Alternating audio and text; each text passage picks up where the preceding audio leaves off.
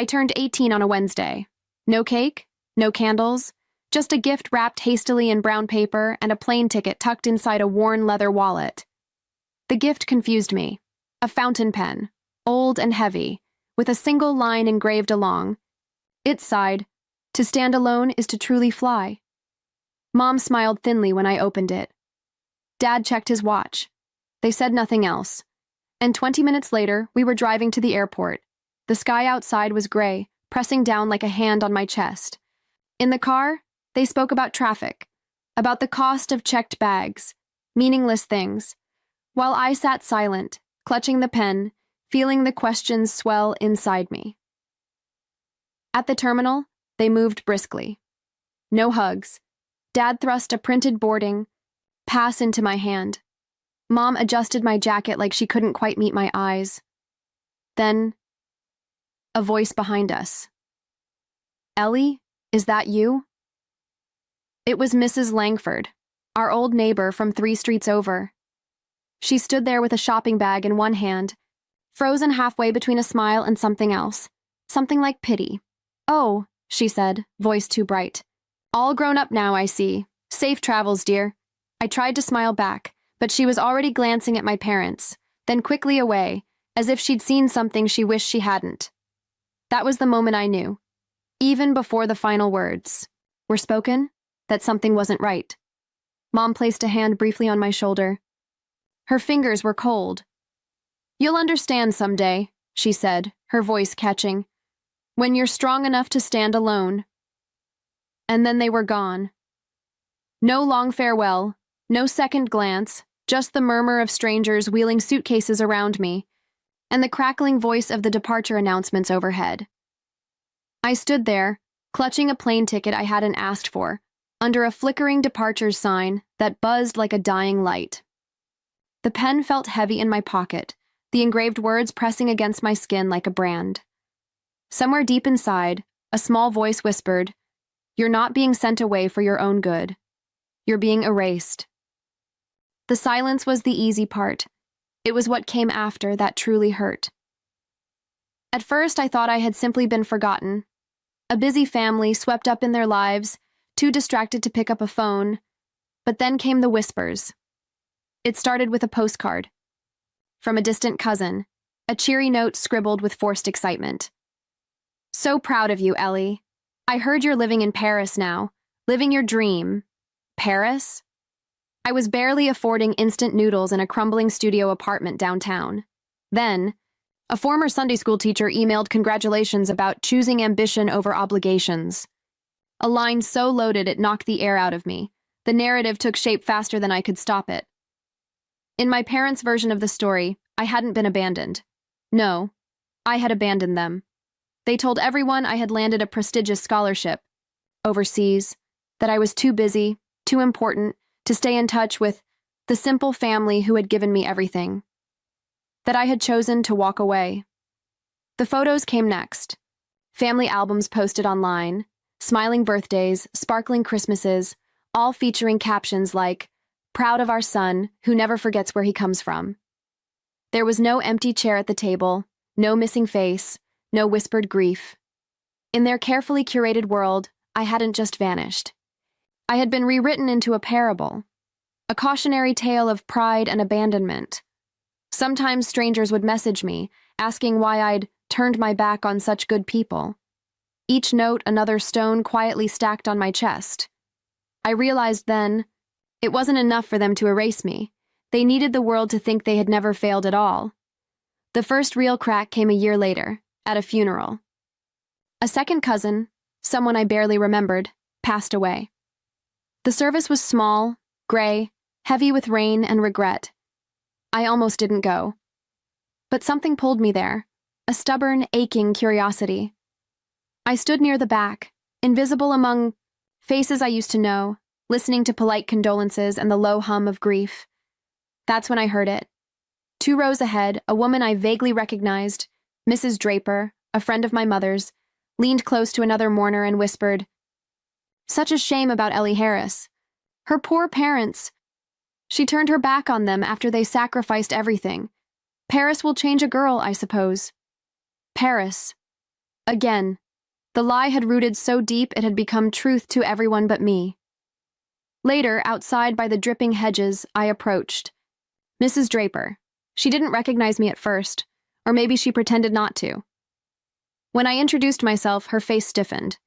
She muttered something about how my parents missed me terribly, how they were heartbroken by my choices. I thanked her quietly and left. That night, I dug through old emails, old saved voicemails, anything that might give me a thread to pull. And that's when I found it. A deleted draft in an ancient email account I'd barely used. It had been sent from my father's address, never delivered. It read simply, "Scholarship application enclosed. Request immediate processing. Candidate, Eleanor Harris. Program, International Honors Fellowship, Paris." Except I had never applied to any fellowship, never even heard of it. The document attached was a full scholarship application, fabricated, padded with fake awards, fake letters of recommendation. My parents had invented a new version of me, polished, ambitious, ungrateful. A better story. And they'd sold it to everyone who mattered. I stared at the screen, the room around me blurring, my hands cold. They hadn't just erased me, they had replaced me. The more I dug, the more the story soured. Hidden among forgotten files and old newspaper clippings, I pieced together the truth. It wasn't just a matter of pride or wounded feelings. It was money. It was always money. My father's small logistics company had been flailing for years, bleeding contracts to bigger competitors. Debt had crept into every corner of their lives. Second mortgages, unpaid suppliers, quiet defaults. They needed something, someone, to restore their standing, to convince investors they were still a family worth betting on. The scholarship story wasn't an accident. It was a strategy. A daughter studying abroad at an elite university sounded impressive on paper, impressive enough to be printed in annual reports, whispered at country club dinners, flaunted in loan applications. Investors didn't want struggling businesses tied to struggling families. They wanted polished narratives, clean successes. And me? I didn't fit the image anymore. A literature major with no connections, no clear path to wealth or prestige, living paycheck to paycheck in a crumbling city apartment. I had become a liability, so they wrote me out, crafted a new Ellie, a better Ellie, and built a future on that foundation of lies. Even my brother's supposed rise in aviation wasn't what it seemed. His certifications were basic, his employment spotty. The polished photos he posted beside private planes? Rentals. Airfields borrowed for an hour to stage the right shot. It was all an illusion, a fragile scaffolding propped up by desperate ambition. Maybe, in some twisted way, my parents believed they were saving me too, pushing me out so I could toughen up, survive without dragging the family down. But survival isn't strength when it's forced at the barrel of betrayal, and ambition built on erasure doesn't make you noble. It makes you a coward. I didn't have a grand plan at first. I had a cheap laptop, a used uniform, and a job at the bottom rung of a struggling regional airline. My days were swallowed by delayed flights and angry customers, my nights by exhaustion too heavy to dream. But survival sharpens you. Scrubbing bathroom floors and rerouting luggage for minimum wage taught me more about ambition than any classroom ever could. Some nights, sitting on plastic chairs under humming fluorescent lights, I replayed their narrative over and over in my head. The daughter who abandoned them, the golden son who soared. It would have been easy to drown in bitterness, easier still to waste my life proving them wrong. I chose something harder. I started listening. At the gates, in the break rooms, in the cramped cockpits, I listened to stories. Stories of pilots ground down by impossible hours, mechanics who patched planes with prayers because budgets were tight, single mothers trying to hold families together on wages that barely covered rent. I listened, and I learned the language of an industry that had forgotten its people. Slowly, I began to climb. Front desk agent, shift supervisor, assistant to the regional manager. Each promotion brought more hours, more pressure, but also more access to documents, to audits, to the fragile veins of the airline's finances. One winter night, I stayed late filing paperwork and met a man named Robert Langston, a senior Dow, executive passing through town.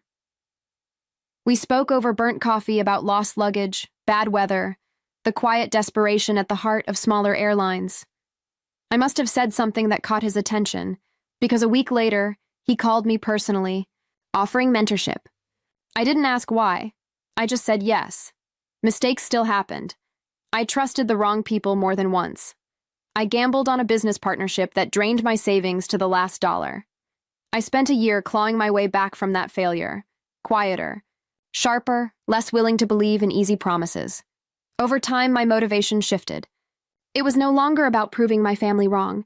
It wasn't even about revenge. It was about building something no one could erase, not with a whisper, not with a lie, not with 1,000 perfect family photos. If they needed a fiction to survive, fine. I would build a truth too big for them to outrun. By the time I was ready to return, the performance was already in full swing. From the outside, my family looked untouchable, hosting charity galas at rented venues, attending aviation conferences as honored guests, giving speeches about perseverance and legacy. Their photos flooded social media again, champagne flutes raised, matching navy suits, my brother grinning from private jets he didn't own. Behind closed doors, the truth festered. The company was bleeding under the weight of bad loans and missed payments. My father's health had faltered. My mother clung tighter to appearances, spending money they didn't have to maintain the illusion. The family trust fund, once whispered about with pride, was a hollow shell, mortgaged against favors and promises that were slowly collapsing. Friends whispered when they thought no one could hear. Investors grew restless. Clients hesitated, but still, the parties continued. Carefully staged photos, polished press releases, staged interviews filled with references to family values and shared dreams. Every event was a desperate attempt to rewrite the narrative again, to sell the story they had chosen, the one without me in it. At a spring gala, my brother stood before a crowded room and spoke about overcoming obstacles. I wasn't there, but I saw the footage later, the shaky smile, the tight grip on the microphone. He thanked our parents for believing in him, called them the roots of his success. Not a word about the sacrifices they hadn't made. Not a word about the debts they were drowning under. Only the script they needed everyone else to believe. The applause was polite. Some faces in the crowd looked genuinely moved. Others, the ones who knew better, offered only tight smiles and sidelong glances. Watching it all unfold from a distance, I didn't feel anger anymore. Not pity either. Just certainty. The stage was set. The players were in costume. The audience was ready. All that remained was for the truth to walk in, uninvited. The gala was held at a hotel just outside the city, a sprawling glass monument to ambition and borrowed wealth. Invitations had been sent to every major investor, every client they could still impress, every name that mattered in the small but interconnected world of regional aviation. It was supposed to be a celebration, a recommitment to shared family values and bold futures. They didn't know I was coming. I didn't arrive with fanfare. No red carpet, no grand entrance, just a name on the acquisition documents filed. That morning, discreetly delivered to the board of directors by my attorney, Langston had helped me piece together the final move. A quiet merger, a transfer of shares orchestrated over months, absorbing the crumbling shell of my father's company into the airline network I had helped rebuild. I stepped into the ballroom as the speeches began. No one noticed at first. I was just another guest in a dark dress standing by the back wall, hands clasped loosely at my waist. From the stage, my brother spoke, voice tight with rehearsed enthusiasm, thanking visionary investors and loyal family partners. My mother smiled in the front row, rigid and radiant, clutching my father's arm with white-knuckled pride. When they called for the new executive partners to be recognized, there was a pause, confused glances, a ripple through the crowd. Then, my name was announced, not Eleanor the abandoned, not Ellie the ungrateful, just Eleanor Harris, majority shareholder. I walked forward through the stunned silence, my heels clicking softly against the marble floor. Cameras flashed instinctively, but no one applauded. My father's face drained of color. My mother's smile froze, brittle and breaking. My brother shifted in place, his expression flickering somewhere between rage and disbelief. I didn't speak. I didn't bow, I simply took my place at the table, and for the first time in years, they had to see me. Not the version they invented, not the ghost they buried, but the woman they had tried so hard to erase and failed. The room held its breath. I stood there, letting the silence stretch until it grew heavier than applause could have ever been. Then, without ceremony, I stepped to the podium. The microphone hissed softly as I adjusted it, my movements unhurried, deliberate. "Thank you for joining us tonight," I said. My voice was calm, steady, almost gentle. "Before we proceed, there's one more story worth telling." I nodded toward the projection screen behind me. The lights dimmed, and the first image appeared, not glossy promotional photos, not polished family portraits. A security camera still frame, a teenage girl standing alone in an airport terminal, clutching a suitcase and a boarding pass, under a flickering departure sign. Her face blurred by low resolution, but unmistakably mine. A few guests shifted uncomfortably. Then came snippets of documents, loan agreements signed in desperation, fake scholarship applications filed under my name, promotional materials boasting about a daughter studying abroad, fabricated to impress lenders. Piece by piece, the story unfolded. Quiet, undeniable, I didn't raise my voice. I didn't accuse. I simply narrated, laying out the truth with clinical precision. The debts hidden behind glittering galas, the trust fund already drained, the performances staged to buy time and pity. The final image lingered longer, a ledger showing the official transfer of ownership. My name at the top. I turned back to the crowd, the silence now thick enough to drown in. "My parents taught me many things," I said. "Some lessons were intentional, some not. Tonight, I thank them for both." I stepped down from the stage without waiting for applause. None came. My mother stared at the floor, motionless. My father's hands trembled in his lap.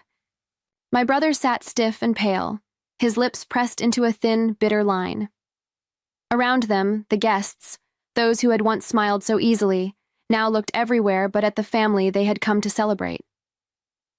The narrative they had built so carefully had shattered in a matter of minutes, not with anger, not with spectacle, just with truth.